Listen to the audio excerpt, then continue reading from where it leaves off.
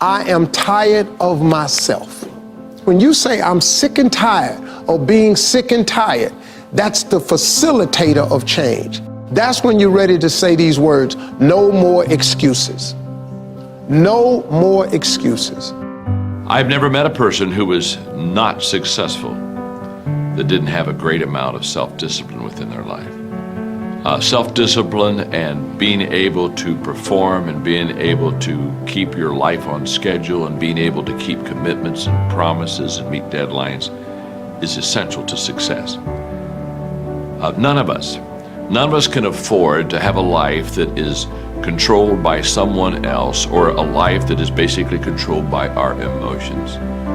I learned many years ago that there are two kinds of people. There's the type of person who says, I'm going to wait till I feel like it before I do it. And then there's a person who says, I've got to do it so that I feel like it.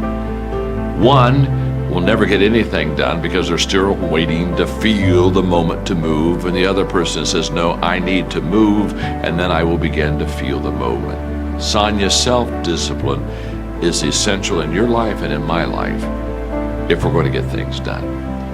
So I have a challenge for every one of you this weekend. The challenge is simple. As you go through your weekend, and sometimes it's kind of hopefully an easier time of your week, ask yourself, am I practicing self-discipline in my life? Am I doing the things that I should do because I need to do them, or am I kind of waiting to feel the moment? If you don't know this quote, live by it. One can have no smaller or greater mastery than mastery over oneself. That's Da Vinci. Da Vinci did amazing things with his life. I wanted to do equally amazing things with mine. And if that's the game that we're playing, if I can construct my belief system, if I can choose at any moment to believe something that's more empowering than I was believing the moment before, and that will actually find its way into my actions, allow me to do things that I couldn't do the moment before, then it's like that moment in The Matrix where Neo realizes he knows Kung Fu. And that's like, as funny as that is, that's how I think about life. To me, the very fundamental purpose of life is to find out how many skills I can acquire that have utility, and then put that utility to the test in service of something greater than myself. Stop comparing yourself to others. So the first thing you do is stop focusing on other people. Instead, focus on being the best version of you that you can.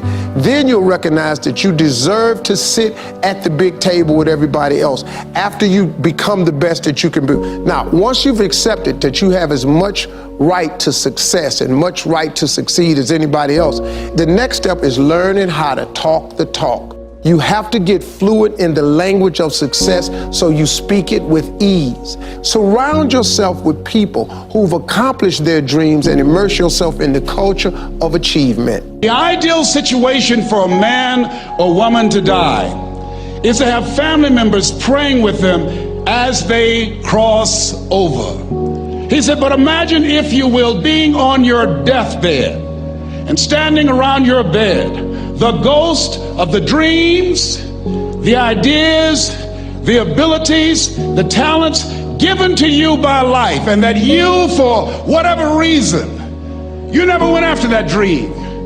You never acted on those ideas. You never used those talents. You never used those gifts. And there they are standing around your bed looking at you with large angry eyes saying, we came to you and only you could have given us life. And now we must die with you forever. And the question is, if you died today, what dreams, what ideas, what talents, what books, what music, what leadership, what voice will die with you?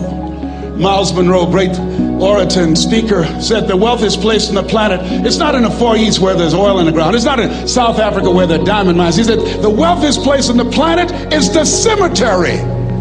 Because there you'll find greatness that we've never seen. There you'll find talent and genius and potential never actualized. Perhaps that's why Henry David Thoreau wrote the words, "Oh God, to reach the point of death, only to realize that you've never lived." Maybe that's why some unknown writer wrote the words, "What if you live your whole life only to discover that it was wrong? That it was wrong. That you were chosen to do something else and you didn't do it." Repeat after me, please. Live full. Die empty. I want you to take some notes and some things, and I want you to think about your goals and dreams in the three categories that I mentioned: personal, professional, and your social contribution. How many of you are serious about your goals and dreams? Raise your hands, please. Thank you very much. How many of you don't want to take your dreams to your grave with you? Raise your hands, please. Very good. Shake someone's hand on your right and left. Look them in the eyes and say, "Get out of your head and step into your greatness." Do that right now, please. Say, "Get out of your head and step into your greatness." I want you to write this down. Let us say together, as you think about your goals and dreams, let us say together, "It's possible." Together, please. Yes, write that down. See, ladies and gentlemen, as an entrepreneur, I've been an entrepreneur for 20 years. It's my 21st year. I could have been speaking and training for 34 years. But for 14 years, I was living in my head. For 14 years, I stopped myself.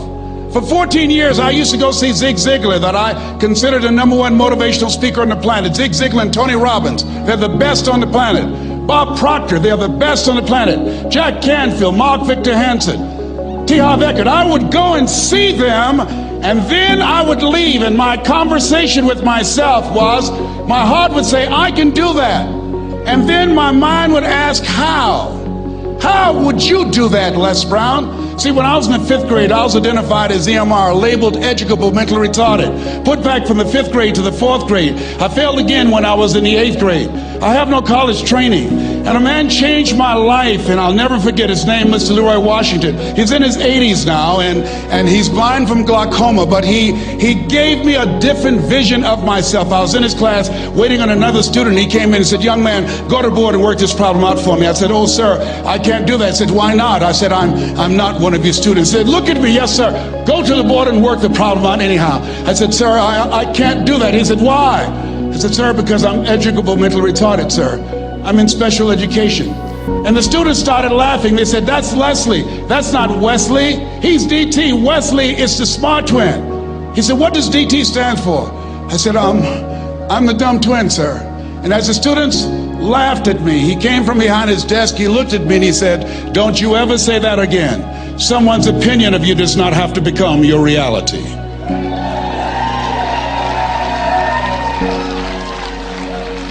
On one hand, I was humiliated, but on the other hand, I was liberated, because he looked at me with the eyes of Goethe, who said, "Look at a man the way that he is, he only becomes worse. But look at him as if he were what he could be, then he becomes what he should be." And so we developed a relationship. And one of the things that I can just tell you as you think about your goals and dreams, all of us can say in a spirit of integrity that it's possible. That if anybody at any point in time lived their dream, then it's possible that I can live mine. And what I did was, I made a mistake. I looked at my goals and dreams, and my mind said, "How will you do that?" I went from my heart to my mind, and I stayed up there for 14 years. 14 years. I can't bring those 14 years back. Those years are gone. And I've made a mission in my life to help people to stop putting it off and procrastinating. How many ever thought about something you wanted to do and you procrastinated, you talked yourself out of it? Raise your hand, please.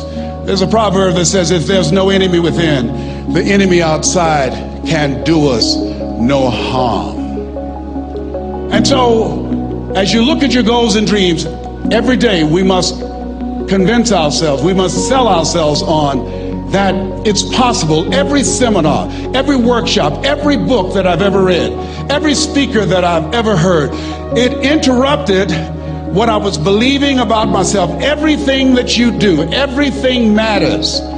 As you go through each day, I know now as I look back at age 63, looking at my life, everything matters. T. Harv is right. How you do anything is how you do everything. And I realized that the choices I was making was based upon how I saw myself. Let us say together, it's necessary. Write that down. It's necessary as you look at your goals and your dreams, it's necessary that you have a strategy and a game plan to change the story that you believe about yourself. And that's an ongoing process. I've discovered, and many people have, that what we do, what we accomplish, what we produce is a result of the story we believe about ourselves. My favorite book says, "Be ye not conformed to this world, be ye transformed by the renewing of your mind." And so as I began to work on myself, I realized that I'm getting out of one story and stepping into another story. As I become aware of some things, there's still some things I'm not aware of. So I'm still growing, I'm still developing. I'm like the lady who said, "Lord, I ain't what I want to be, ain't what I'm going to be, but thank God I sure ain't what I was."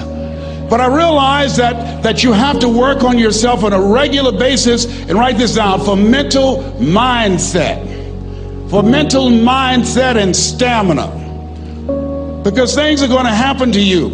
I believe that the reason that most people go to their graves with their talents and abilities and skills in them is because of the fact, number one, many are like me. They didn't know that they didn't know and thought they knew. I thought I knew myself, and I really didn't know myself as well as I thought. I've discovered that sometimes people can take you to a place within yourself that you can't go by yourself. The other reason is I was afraid. I never worked for a major corporation. I wanted to speak for corporations.